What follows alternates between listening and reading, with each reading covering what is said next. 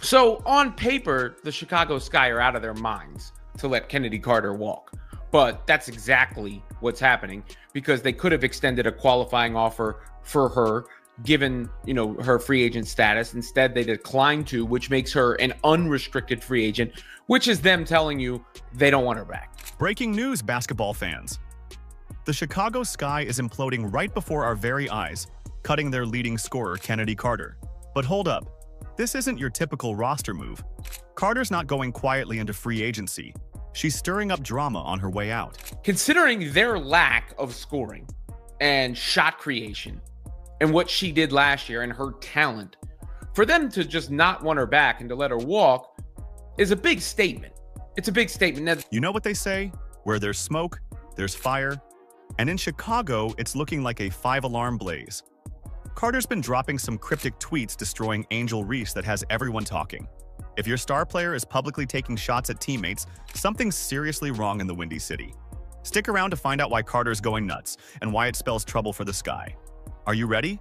Let's go. Chennedy Carter future in the W is not looking good, bro. I think it might just be over for her. Now, with all that being said, I know everybody want to know exactly what transpired online last night, and that's what we finna get into right now. Let's pull up this series of tweets, because the comment section of these tweets is unforgivable. You know what's wild? The Chicago Sky just cut their leading scorer. Yeah, you heard that right. Chennedy Carter, the player who averaged a whopping 17.5 points per game last season, is suddenly out of a job. Talk about a plot twist, right? So that's a reputation thing around the league. That's not out of nowhere. That's not nothing. And I think it says a lot that the Sky are the latest team to be willing to part with Chennedy Carter, especially considered how talented she is, because she's got skills. There's no questioning that. Let's break this down for a second. Carter wasn't just good, she was on fire. We're talking about a player who dominated the court, leading the Sky in scoring, and then went on to torch it up in China during the offseason, dropping nearly 30 points a game. That's not just talent, that's superstar material. The GM put out a statement basically saying, the fits are going to be different and all that. But all the reporting and the common sense tells you that there were issues behind the scenes with Chennedy Carter, and this is not the first time. That has been the story of her WNBA career. And if someone else is going to give her a chance, it may be her last chance in the WNBA. But so it's almost shocking that it would happen from just a basketball personnel standpoint. But it's not surprising to see Chennedy Carter have a Sky goodbye, given everything else we know. So why on earth would the Sky let go of a player like that? Well, hold on to your seats, because this is where things get messy.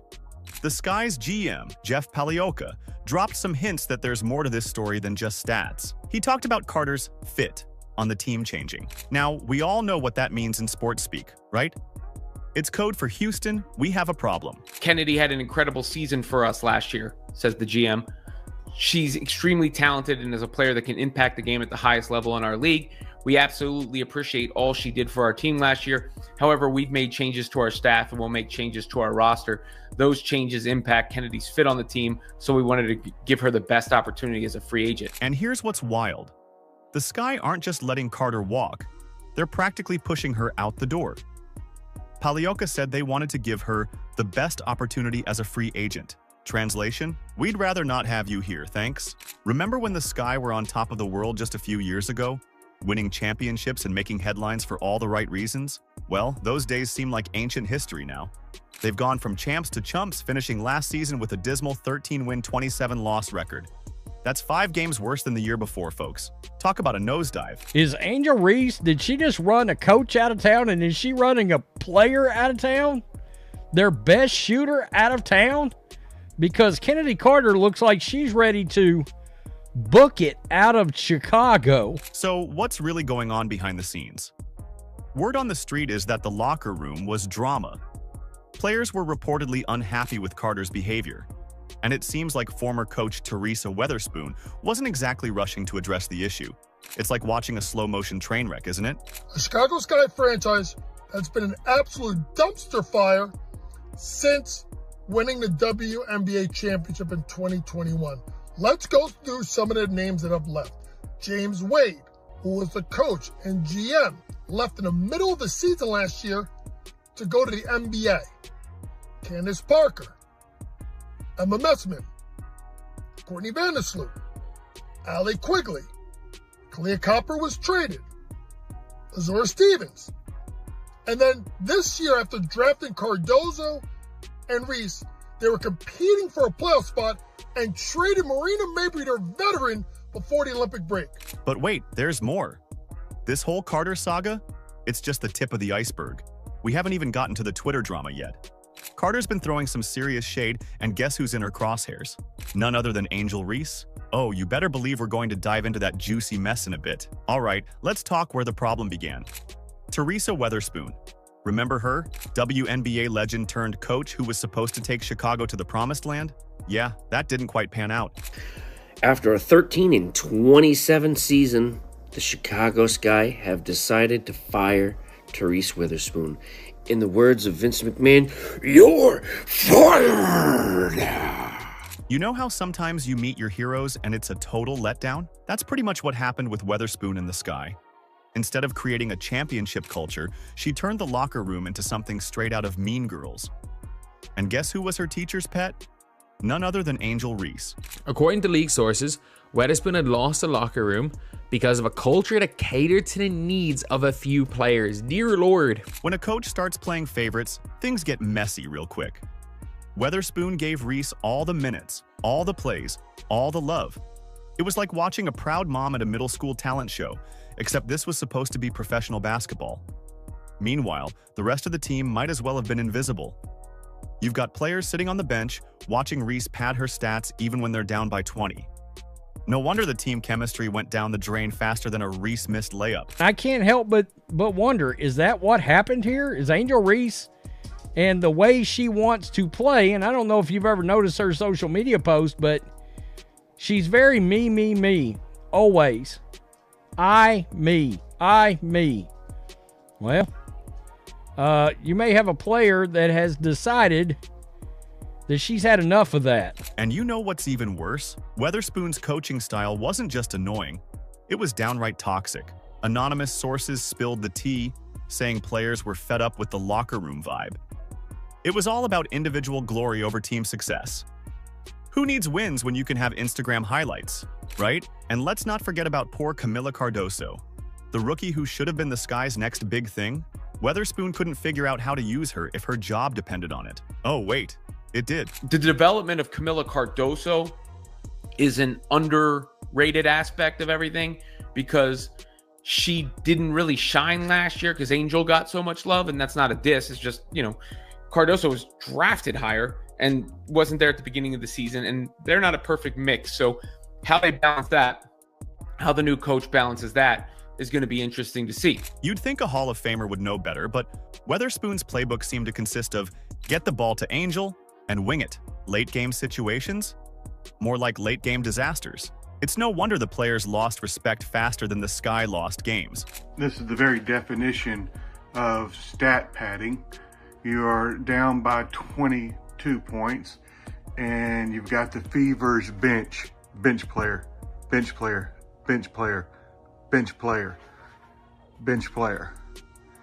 playing against bench player,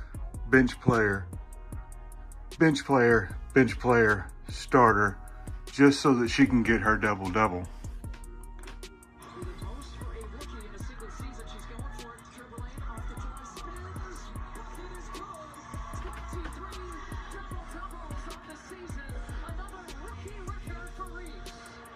The cherry on top of this dysfunction Sunday, Weatherspoon's complete lack of discipline.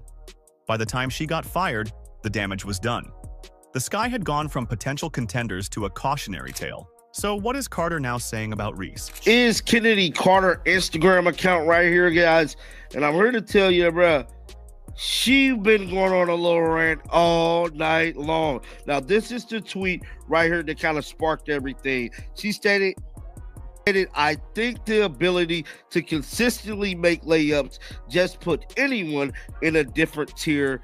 So important to score easy. Now, a lot of people is insinuating that this tweet is towards Angel Reese. Here's the thing about pro athletes. They love to spill the tea on social media. And when it comes to the Chicago Sky, Chennedy Carter just turned up the heat to boiling point. You know those vague tweets that make you go, wait, what's the real story here? Well, Carter dropped a doozy that had everyone connecting the dots faster than you can say, layup. Let's break it down. Carter tweeted about the importance of making layups. Innocent enough, right? Wrong. See, Angel Reese had been struggling with layups all season. We're talking a success rate of 42.4%, the worst in the WNBA. That's not just bad. That's, maybe you should try underhand, bad. Out of 321 attempts, Reese only managed to sink 136. Ouch. Just like I've been telling y'all, bro. She has been making it her business to sneak this Angel Reese every chance she get. Now, since she's been cut, it look even more obvious. Somebody said, LOL, you ate down. Now, this tweet right here just popped up here. Somebody tried to come into the defense of her because we know she's a free agent. So, like, if you throw teammates, ex-teammates under the bus, that's going to hurt you even more. Now, contrast that with Carter's performance. Our girl was nailing more than 60% of her layups. Talk about a not-so-humble brag. It's like showing up to a potluck with a gourmet dish while your teammate brings burnt cookies. But wait, there's more. When a fan shared a graphic showing these layup percentages, Carter couldn't resist commenting. Translation for those who don't speak Twitter. You nailed it, not gonna lie. Subtle as a sledgehammer, right? Look, as an organization, we just, felt it was time to make a change. There's just private issues that I think we will keep just in the Sky locker room. Of course, when the speculation started flying, Carter tried to backpedal faster than a defensive guard. She claimed, I just focus on me. That was literally about me and how special of a craft it is. Sure, Chennedy, you know what's wild? This Twitter drama isn't just about two players beefing. It's a symptom of a much bigger problem in Chicago. We're talking locker room tensions, favoritism, and a team culture that's about as stable as a Jenga tower in an earthquake. Now, Marina Mabrey, she's already flown the coop on this team, and it was quote-unquote because of culture. Well, what happened to the culture? Who torched the culture? Who's selfish on the team that would cause the culture to melt down? Remember when Marina Mabrey got traded to the Connecticut Sun and couldn't wait to be on a championship team or someone that can compete for a championship? Ouch. But she wasn't done. Later, she praised Connecticut's level of discipline and a level of professionality, where players just have to worry about playing basketball. Remember, folks, this is the same Connecticut team that has their practice in front of yoga sessions and birthday parties. And Mabrey still thinks this is better than Chicago. Double ouch. It's like she was saying, thank God I'm out of that dumpster fire. There's a level of discipline and a level of professionality here where, the players just have to worry about playing basketball. A lot of things don't get down to the players, and I think that's really good. You know what they say, actions speak louder than words. But in the case of Marina Mabrey, her words are speaking volumes about the mess she left behind in Chicago. When a player can't wait to gush about their new team's discipline and professionalism, you know something's seriously wrong with their old squad. But wait, there's more. Mabrey didn't stop there. She went on to praise how the Suns' experienced players want to keep a good environment and make sure that they hold people accountable. Ouch. That's not just throwing shade, that's casting the entire Sky organization into total darkness. Obviously the players here are very experienced and they want to keep a good environment and they make sure that they kind of hold people accountable for that. So remember Camila Cardoso, the Sky's #3 overall pick in the 2024 draft? Yeah, turns out she was about as useful to the team as a screen door on a submarine. Reports suggest that Cardoso's potential was completely wasted under the previous coaching regime. Instead of nurturing their top draft pick, the coaching staff was too busy playing favorites with certain players. Guess what happens when you mix a toxic locker room with wasted talent? You get a recipe for disaster that would make even the worst cook on Hell's Kitchen look like a Michelin star chef. The Sky weren't just losing games, they were losing their identity as a professional basketball team. Free agents were skeptical of joining the Sky. On Wednesday, Pagliota acknowledged the team had heard things along those lines. It's really bad. So, how does a once proud franchise bounce back from this kind of implosion? Well, it starts with admitting you have a problem. At least the Sky's management seems to be taking steps in that direction. GM Jeff Pagliocca basically admitted that the decision to cut Chennedy Carter loose was influenced by the need for a cultural shift within the team. Let's talk about a team that's doing things right for a change. While the Chicago Sky are busy imploding faster than a building up for demolition, there's a little squad in Indiana that's showing everyone how it's done. You know who I'm talking about, the Indiana Fever. Women's sports, it's a big opportunity to be a part of this rising tide that we're all experiencing. Everybody in this company's all in. Everybody in this city's all in. Remember when the Fever were the WNBA's punching bag? Well, guess what? Those days are over. In just one season, they've gone from bottom feeders to playoff contenders. And the best part? They did it without all the drama, Twitter beefs, and locker room meltdowns we've been seeing in Chicago. So what's their secret sauce? It starts at the top. Fever. President Kelly Krauskopf isn't messing around. She's all about building a culture that lasts, not just chasing quick wins. In her own words, "I really feel like we're poised and we're set up for a great, successful next era of Fever basketball." And you know what? I believe her. There's something about the way she plays the game, her passing, her shooting, that people really identify with. I really feel like we're poised and we're set up for a great, successful next era of Fever basketball. But it's not just talk. Head coach Stephanie White is walking the walk. She's created an environment where players feel empowered and accountable. No favorites, no drama queens, just a team of ballers working together to win games. It's like night and day compared to the mess in Chicago. And let's talk about the players. You've got Clarkl leading the charge, but here's the reality. She's not getting special treatment. No stat padding, no preferential plays. Just pure, unadulterated basketball brilliance. Clark's bringing her A game, but she's also lifting up her teammates. That fierce competitiveness combined with her ride-or-die support for her squad? Yes, we are. We're definitely in a position, and I would think that if you are a smart basketball player and you watch the way she plays, you would want to play with her. That's leadership, folks. But it's not just the Clarkl show. Players like Aaliyah Boston, Lexi Hull, and Kelsey Mitchell are thriving in this new Fever culture. They're proving that you can have individual brilliance without sacrificing team cohesion. It's like they've cracked the code or something. And you know what happens when you build a winning culture? People want in. The Fever have become a hot destination for free agents. Players across the league are looking at Indiana and thinking, that's where I want to be. It's not about the glitz or the glamour. It's about being part of something special. The Fever's success is making waves beyond just their win-loss record.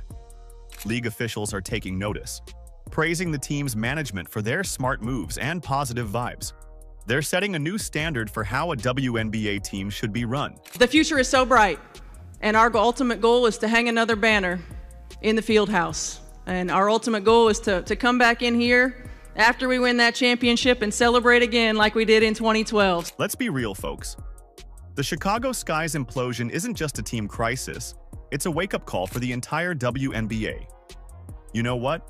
It's time for organizations to get their act together and prioritize building a positive culture over chasing individual stars and inflated stats. Here's the thing. Rebuilding a team's culture isn't just about swapping out a few players or firing a coach. It's about establishing clear communication, accountability, and a team-first mentality. The league has made it clear that strong cultures are essential for both keeping players happy and winning games. And guess what? Teams like the Indiana Fever are showing us how it's done, turning their fortunes around by focusing on team cohesion and creating a supportive environment. So, what do you think? Is the future of women's basketball hanging in the balance? Can teams find that sweet spot between nurturing talent and fostering teamwork? One thing's for sure, the clock is ticking and the stakes have never been higher. Do you agree? Let us know in the comments. Like, subscribe, and turn on all notifications so you never miss out. Click the video on the screen and we will see you in the next one.